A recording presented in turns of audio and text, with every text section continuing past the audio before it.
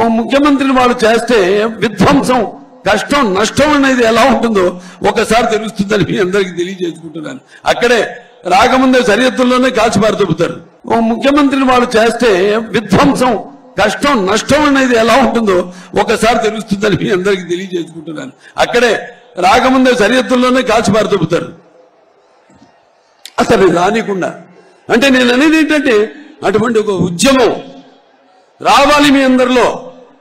ఇవాళ మీ భవిష్యత్తు మీ చేతుల్లో ఉంది, మీ బిడ్డల భవిష్యత్తు మీ ఓట్లలో ఉంది, మీ యొక్క రాష్ట్రం భవిష్యత్తు మీ ఓటుల్లో ఉంది.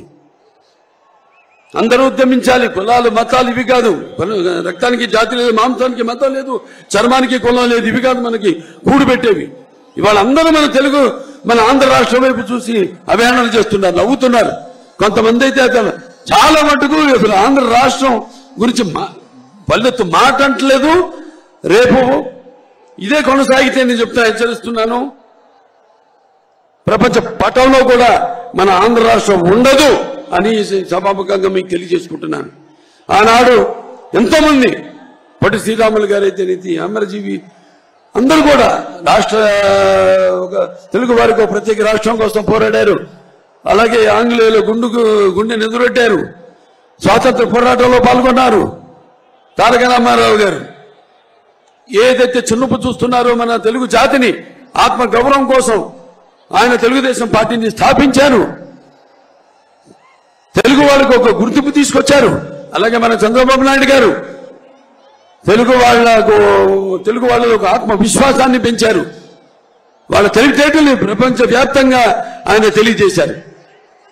మరి ఇప్పుడు పరిస్థితి వాళ్ళ చాలా దారుణంగా ఉంది. ఇక ఇక సమయం లేదు మిత్రమా, నిజమా వీరస్వర్గమా అని తేల్చుకునే పరిస్థితి ఇప్పుడుంది. అందరూ కూడా ఇదంతా గమనించండి.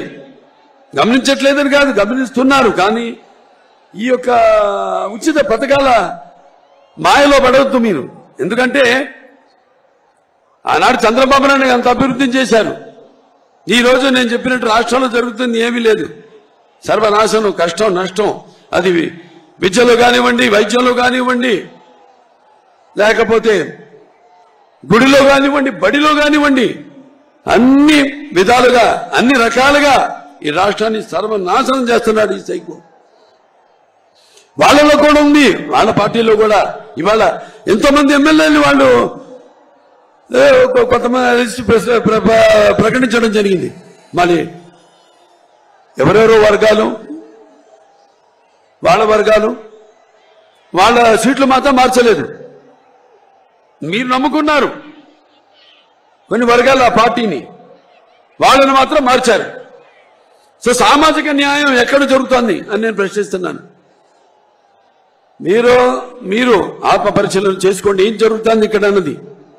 ఉద్యమిద్దాం అందరూ. ఆనాడు నేను చదువుకున్నప్పుడు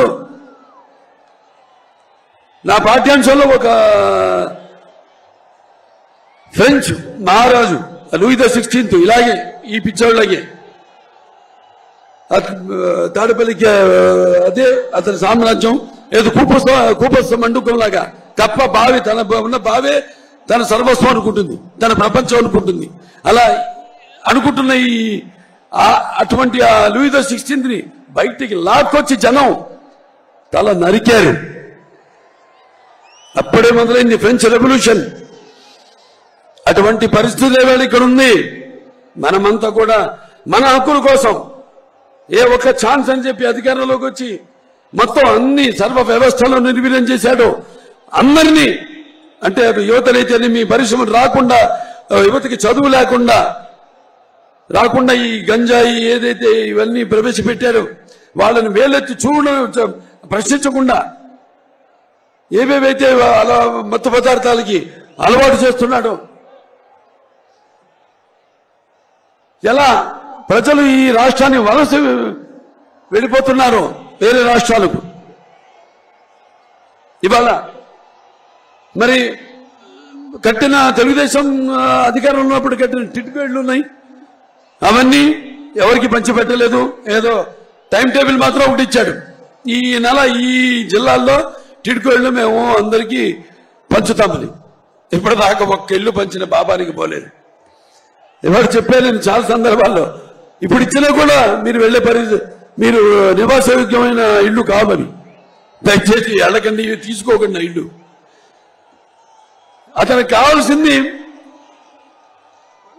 అతను చూపిస్తుందంతా బూటకపు ప్రేమ.